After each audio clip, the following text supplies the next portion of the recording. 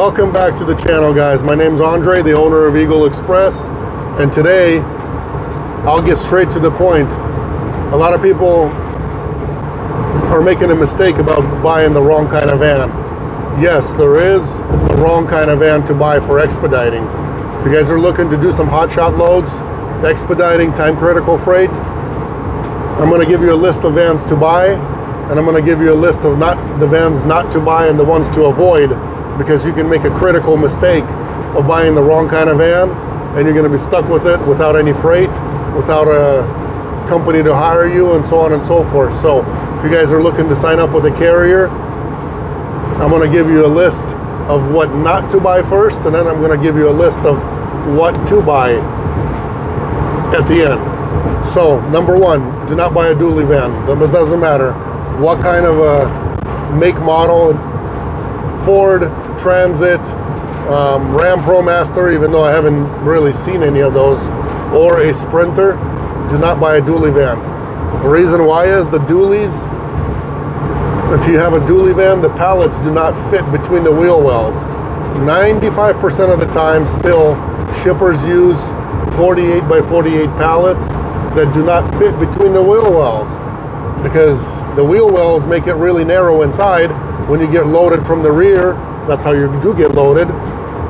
The wheel wells cause the pallets not to be able to go in the van. So big no-no to the dualies. Doesn't matter if you get the Transit or if you get the Mercedes Sprinter, whatever you get, no dually van. Number one, the worst kind of van to buy is a dually van. It totally does not work. Second one, if you guys are purchasing a van, make sure that the cargo space is at least 144 inches long. It's actually our company minimum standard that the cargo space must be at least 144 inches long. There's a lot of other companies that are doing the same thing. That causes you to be able to take 3 pallets maximum. The van that I drive, the one that you see on the channel, the big chocolate, big Hershey, that one is actually 192 inches long.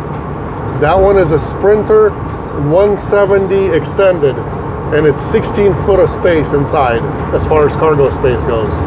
That's actually the number one van to buy. It's the biggest, it's the longest, it's the tallest. So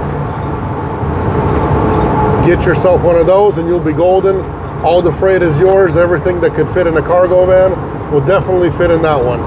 Number two to buy, if you're looking to buy, is buy a Ford Transit T250, T350, but no dually. Like I said, that one is actually the extended version of those, is 160 inches long, and it can be 72 inches tall in a door opening in the back. So that's the number two to buy. The number three is the Ram ProMaster, and I'm going not by preference of anything except for cargo space goes and door openings.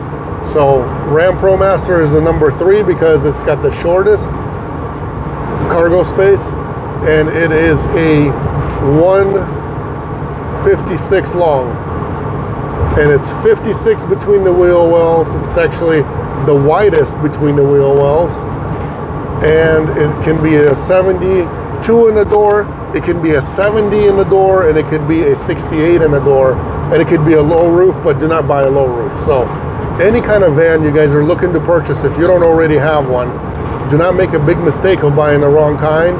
Always look for the biggest one that you can get. That way you have the biggest chance to get the freight.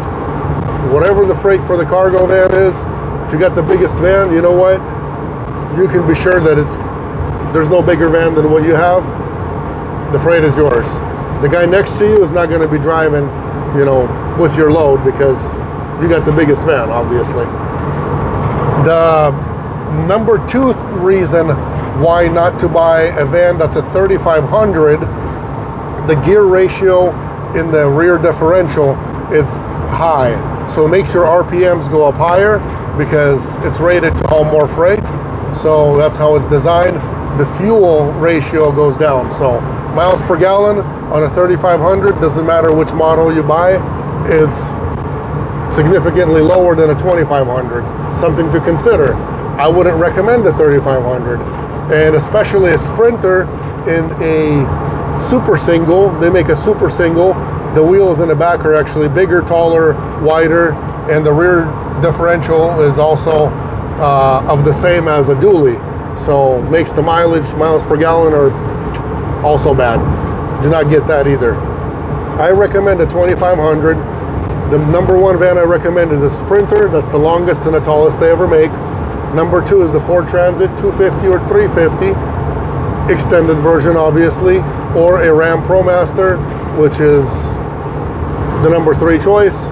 It's the widest between the wheel wells. Regular Sprinter 2500 is actually 53 between the wheel wells. If you get the super single, it's 48. And if you get the dually, which do not get, I'm not even going to go into those dimensions because the pallets do not fit. Don't buy a dually. No matter what you do, no dually, absolutely. Those are the only three makes and models of the vans that our company works with.